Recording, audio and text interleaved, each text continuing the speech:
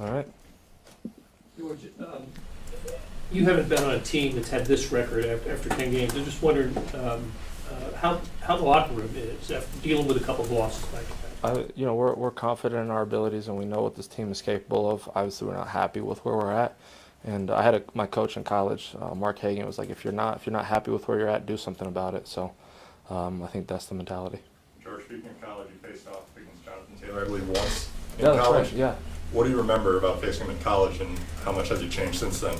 Yeah, I mean, he was a beast in college, and he's a beast now. Just heck of a player, can do it all as a running back, and his numbers, his stats, and his resume all indicated that. So, we have a heck of a lot of respect for him and their whole offense, and we're gonna have our hands full.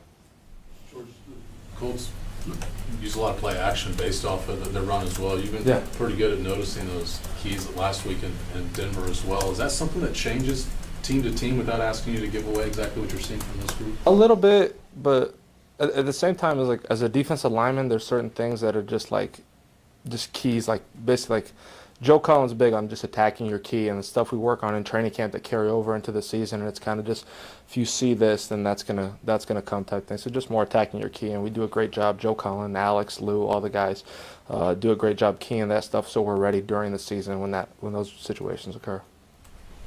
What's kind of the mindset right now, George, amongst the D-line group as far as the sense of urgency that maybe is different this week than it was a week ago? Or is it different at all? The sense of urgency, I mean, there's always a sense of urgency because, we want to win every single game. Every single game is the most important game. And, now it's like, backs against the wall to, just to freeze the conversation, So it's, there's a lot of weight on us, and, pressure creates diamonds, so. Hey, George, the third downs, what do you think you guys can do better on third downs? Just figure out a way to stop them.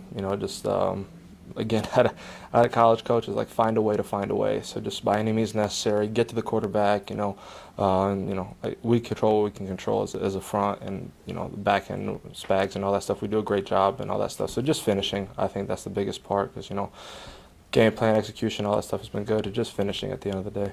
Couple more. So a little off the wall, but Travis is 12 years older than you, and he came back and he's producing like he's doing now. I'm aware of that, yeah. Is it kind of amazing to see him come back this year and do what he's done?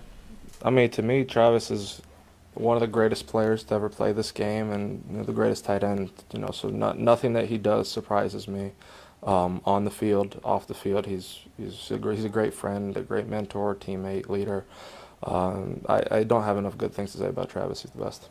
George, what is your assessment of the progress and the development of Ashton Gelati? Ashton's getting better every single week. He's been thrown in the fire. He's gone through the gauntlet. Much like a lot of other younger guys have.